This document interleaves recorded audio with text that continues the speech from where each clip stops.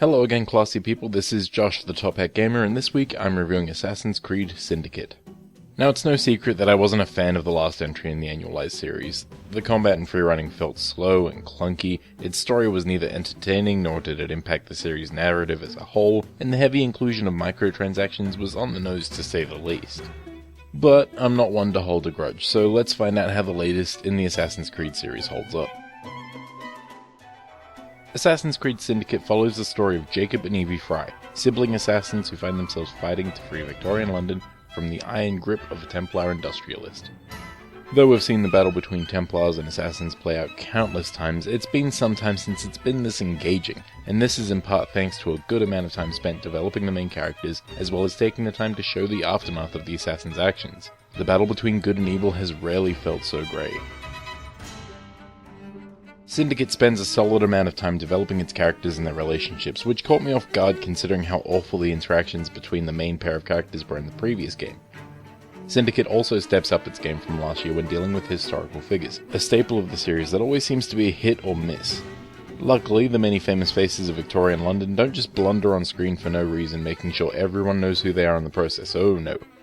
Dealing with folks like Charles Dickens, Alexander Graham Bell, or even the Queen are not just interesting because of who they are, they're interesting because of how enjoyable their interactions with the protagonists are. Tell me, do you believe in ghosts? Not particularly. Yes. Fortunately, this great group of characters is brought to life by solid performances from the entire cast. While it may be cliched to say it, the City of London itself is as much a character as any historical figure.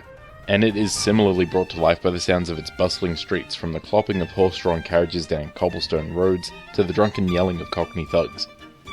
These sounds are accompanied by the usual Assassin's Creed soundtrack, plenty of airy, light, choral tracks mixed in with pieces suitable for the period. Overall, Syndicate certainly sounds the part. Not to be outdone by the audio, the visuals of Assassin's Creed Syndicate may not be quite as impressive as last year's showing, but what it lacks in minute details, it makes up for an overall performance boost. That's not to say Syndicate looks bad, it's just clear that certain aspects of the visuals were dialed back in order to achieve a smooth frame rate with few technical issues.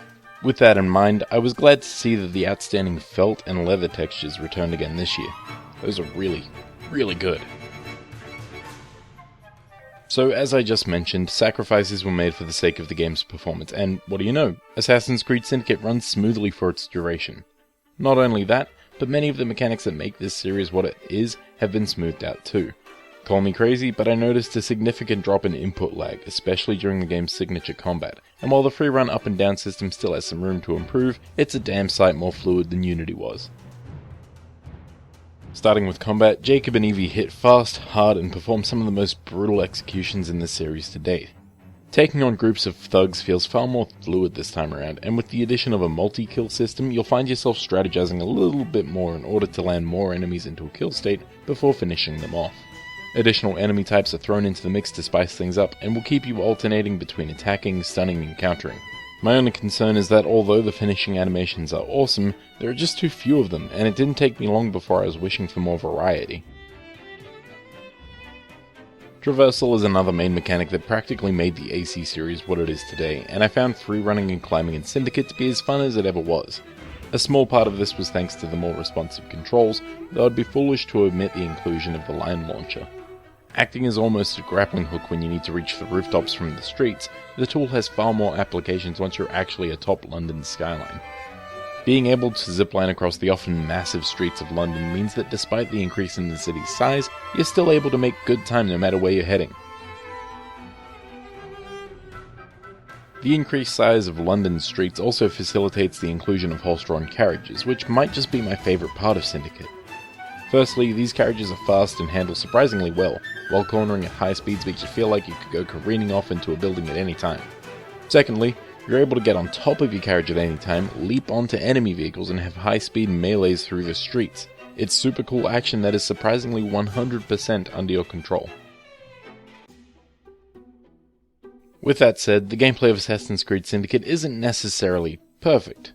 While improvements have been made to the parkour system, trying to platform with any sense of accuracy can become a pain when you're presented with multi-layered parts, and the line launcher can often be picky about where or when it will allow you to use it. But that carriage stuff, man, that stuff's legit. Despite a few gripes, I found myself thoroughly enjoying the main missions of the game. I was ecstatic to see that the idea of special assassination opportunities were back for every mainline assassination mission, after being toyed with for a single mission in the previous game. Additionally, the majority of the game can be completed using stealth, which has been improved drastically. The implementation of a sneak toggle allows players to hide behind cover and move more silently, while enemies act far more realistically, meaning that you can now safely fight one or two guards without alerting an entire zone. Using stealth or being less subtle about your approach are both viable options and can both be accomplished using either Fry sibling. The game tries to encourage you to use Evie for stealth and Jacob for combat, but despite having partly unique skill trees, I never really felt a gameplay difference between the two. Easily the most unique skill either of them has is Evie's late game ability to turn invisible after a short time staying still, but that's about it. It would have felt nice to have the brother and sister duo feel significantly more unique. If you're an Assassin's Creed fan, then by now you sort of know what you're getting into content-wise. If this is your first rodeo, then you'll find that you can pour hours and hours into this game and not get anywhere. Most of the side content revolves around reclaiming London from rival gangs, but there's also plenty of collectibles to chase, as well as side missions for Jacob and Evie's historical buddies. I have a single gripe about the content in Syndicate. The game forces you to buy in-game maps with microtransactions to find the toughest collectibles. This is a feature that is usually available through the in-game currency, and although the microtransactions are less ingrained than they were in Unity, this still feels gross.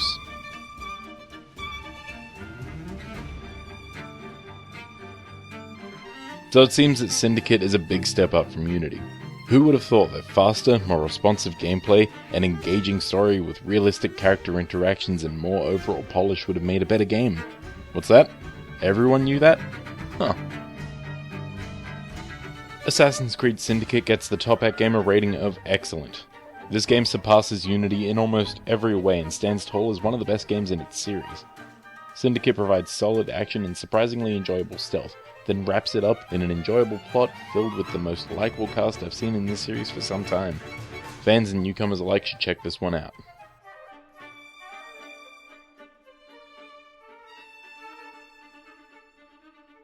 Thanks for watching. I hope you found the review informative.